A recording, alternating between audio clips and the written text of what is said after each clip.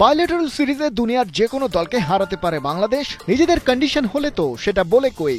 বাঘের উৎপাতে যেন সবারই ত্রাহি মধুসূদন অবস্থা। কিন্তু প্রশ্ন যখন বহুজাতিক টুর্নামেন্টের, সেখানে সেই গর্জন যেন মিইয়ে যায় অনেকটা। চোখের সামনে দিয়ে ট্রফি বাগিয়ে হেঁটে যায় অন্য কেউ। টিম টাইগার্স আর তাদের সমর্থকদের চোখের জলে হয় নদী।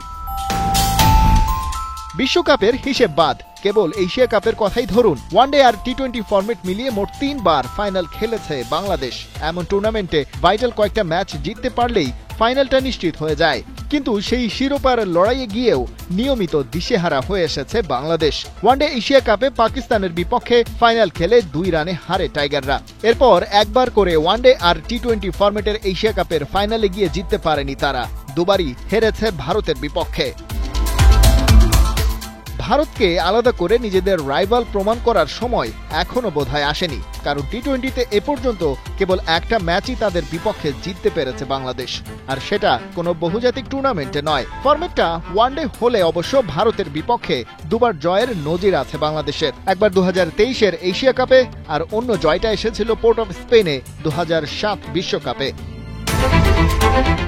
কিন্তু কালে ভদ্রে আসা এই জয় বাংলাদেশকে সাময়িক আনন্দেই ভাসিয়েছে কেবল, কোনো ট্রফি এনে দেয়নি। বর্তমান ক্যাপ্টেন লিটন দাস টানা 3টা বাইলেটারাল সিরিজ জিতেছেন, কিন্তু তার মনেও তো নিশ্চয়ই আক্ষেপটা থেকে গেছে একটা মাল্টিন্যাশনাল টুর্নামেন্টের ট্রফির। এখন প্রশ্ন হচ্ছে, দ্বিপাক্ষিক সিরিজে দুর্দান্ত খেলা টাইগাররা কেন বহুজাতিক টুর্নামেন্টে খেই হারায়?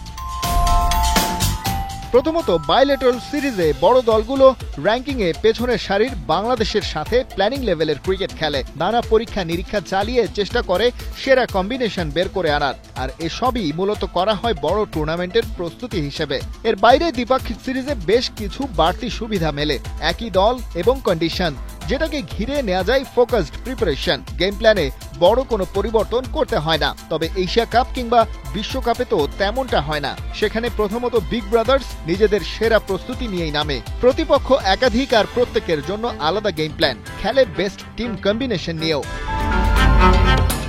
এত বছরে বাংলাদেশ কোনো শিরোপা জিততে না পারার কারণ হিসেবে ক্রিকেট অ্যানালিস্টরা বড় আসরের প্রেশার নিতে না পারাটাকে দায়ী করেন বটে, কিন্তু বাস্তবতা হলো আরো অনেক জায়গায় পিছিয়ে থেকেই মাঠে নামে টাইগাররা। তবে আশাবাদী হওয়ার মতো ব্যাপার যে নতুন প্রজন্মের ক্রিকেটার নিয়ে টি-20 দলটা এবার সাজানো হয়েছে। তারা যেমন মানসিকভাবে অনেক বেশি পোক্ত, তেমনি জয়ের জন্য ক্ষুধার্ত।